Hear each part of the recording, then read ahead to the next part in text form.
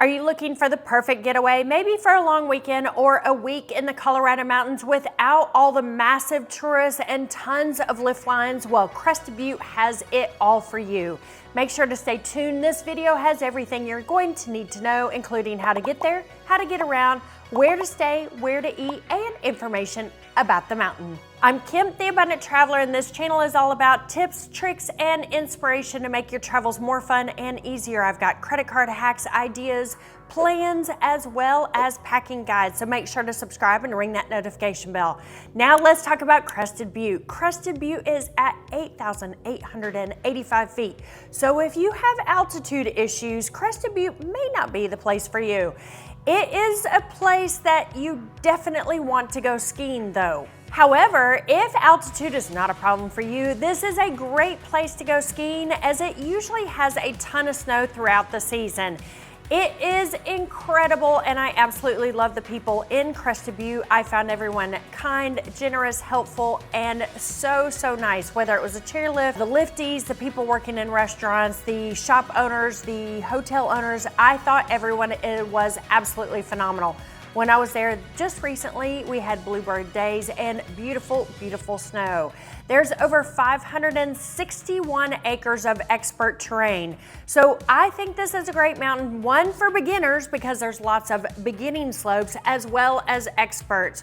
In the middle, there are a few great runs for the intermediate skier, but I would say it's great for beginners and great for experts. If you are a beginner, it's a great place to take lessons. Group lessons are $209 approximately a day, and full day private lessons are $995. Half day is $699. If you're a group of 6, you can take your own private instructor. And again, this is a great place to take lessons because there's all types of terrain, yet there aren't a lot of people there. Even in the high season, you don't have long lift lines, etc. So there's plenty of room to get your ski on and learn the best tips and ideas from your ski instructor. Crested Butte is on the Epic Pass, so if you have that season pass, you are good to go. A day rate is $175, which is a little bit cheaper than, say, Vail, and it's part of Vail Resorts now, Crested Butte. So beware of changes coming along in Crested Butte. It's gonna get bigger, more commercialized, more hotels and restaurants in town simply because it's part of Vail Resorts now. So again, it's part of the Epic Pass. It is owned by Vail Resorts. A day pass is $175. A kids pass is $113. And if you have a friend with an Epic Pass, then you can get their buddy pass for the kids rate at $113 a day. Now let's talk about actually getting to Crested Butte. There's 2 ways to come in unless you're gonna drive. One is flying into Gunnison, the other is flying into Montrose. If you fly into Gunnison, it can be a little rocky getting in from the Denver airport. My small plane was the scariest ride I've had in a long time because there was weather actually coming through the area and over the mountains when we were flying over the mountains. American and United come in. It's really easy. It's a tiny airport in Gunnison, and something that is great is in Gunnison, but not at the airport. In Gunnison, you can actually get a free bus ride from Gunnison into Crested Butte. It'll take you into town or up to the mountain village. Okay, here's the thing about Gunnison. There are no Ubers in Gunnison, so some way you gotta take a taxi or something to, say, the Safeway to catch the bus. I don't know why there's no bus from the airport, but you know, they didn't ask me for my opinion. The other way is to go fly into Montrose. Bigger planes can come into Montrose. The airport is just a little bit bigger. The thing is it's about a 30-minute ride from Gunnison, and it's about an hour and a half or 2 hours from Montrose, and the bus ride will cost you $20 to $50. Again, you can take shuttles like Dolly Shuttle. I put the information in the description below for some of the shuttle companies that can get you either from Gunnison or from Montrose into Crested Butte. The other way is to rent a car and just enjoy the ride and check out all the elk and all the animals coming into Crested Butte when you're driving. Just beware, there's lots of weather that comes through this area of Colorado, so if you're not used to driving in this crazy mountain weather, then maybe you should just take a shuttle or take the bus. So there are two distinct parts of Crested Butte. One is the old mining town, and this town was founded in about 1880. It was originally a mining town, a coal mining town, and prior to that, it was an area for the Ute Indians. The coal mining stopped in the early 1950s, and in 1960, the couple of gentlemen actually bought the actual mountain and started the ski resort of Crested Butte. So yes, you have the old mining town. The other part of Crested Butte is about a 15-minute bus ride away, free ski bus, and it is the Mountain Village. So between the two, Mountain Village has lots of condos, very few restaurants, basically only one small grocery store, whereas Town has all of the churches, the beautiful homes, the main street, which is Elk Avenue, where all the restaurants and all that is happening in Crested Butte. So me, I like to be in a little bit of action in the evening, so I prefer to stay in Town and then take the bus up every morning and back to the mountain. It's just personal preference. If you want to stay on the mountain and ski in and ski out, that is definite possibility. I'll tell you about those hotels in just a moment. So hotels in Town, there's not a lot of accommodation. There are a couple of B&Bs in Town. There's Christina's. There's also the Old Town Inn.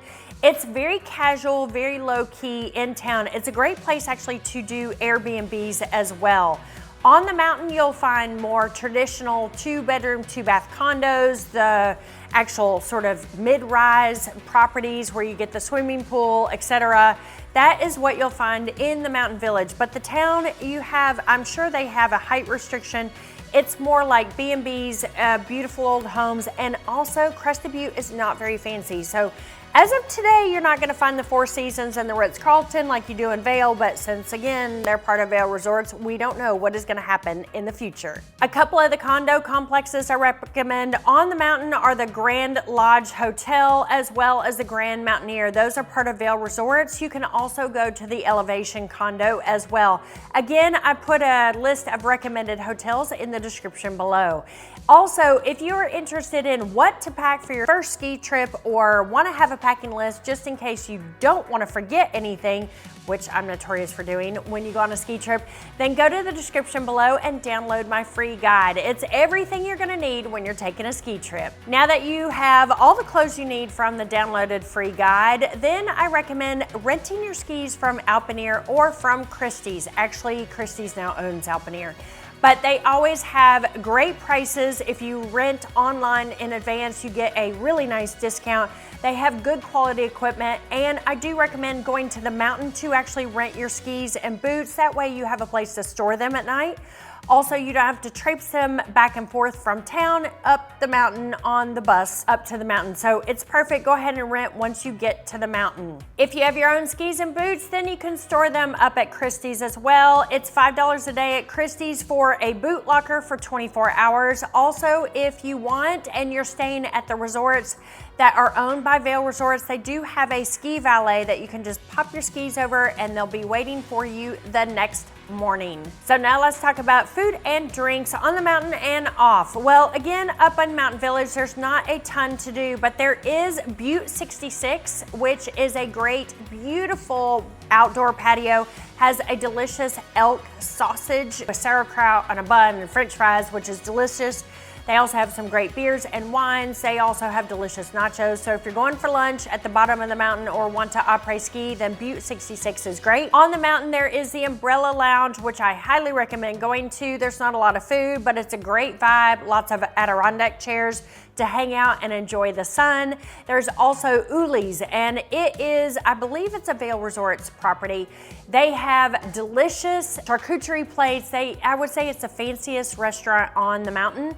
Really, really nice, relatively small, looks very European chalet-ish. Down in town, some of the places that I recommend, Secret Stash Pizza, yum, yum, yum. And they have gluten-free if you're gluten-free. The best one to get is the notorious FIG. That is fig and prosciutto, and it also has blue cheese on it. It is to die for. Just the best pizza I may have ever had. Also, when you're going to Secret Stash, make sure to go downstairs. When you see it from the street, you see sort of that lodge look, really low key. But what you want to do is go in the door and down the stairs. It's called the Red Room, and it's got a much cooler vibe. It's more loungy. It's a perfect place to enjoy the evening, have a great drink, and have the perfect pizza. Another place to try is Bones, which is delicious Mexican food. They have street tacos, they have bowls as well, but something to note, on their street tacos, they only have flour tortillas, so if you are gluten-free, it's not the place to get a taco for you. A couple other restaurant recommendations. Elk Avenue Prime, absolutely ridiculously good steaks and sides. It may have been the biggest baked potato with everything on it I've ever seen, and the steaks were to die for. Also a really good wine list. I also suggest going to Public House, which is on the corner near the bus stop.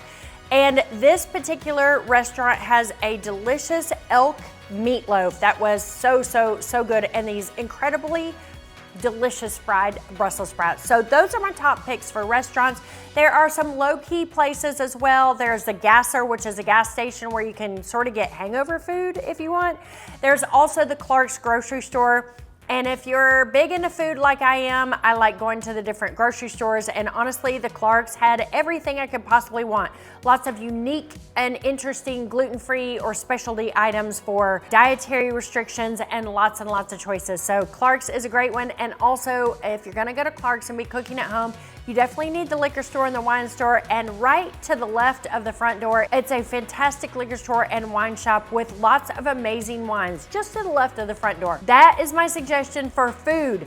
If you're going to be drinking, well, of course, you have to be in the mountains, you have to drink everywhere. The place that I recommend is Dogwood. It is a great cocktail lounge. It is so much fun to go there. They have lots of board games and cards and Yahtzee, etc. So you can go hang out in the evening after dinner and enjoy your cards and enjoy a low-key evening, because as you know, it's really hard to stay out too late in the evening once you've already been skiing all day at 9,000 feet altitude. So this was my first trip in winter to Crested Butte, and I absolutely fell in love. Would I stay there a week? Probably not. 3 or 4 nights is enough. Get 3 days of skiing in, enjoy my time, and head back home.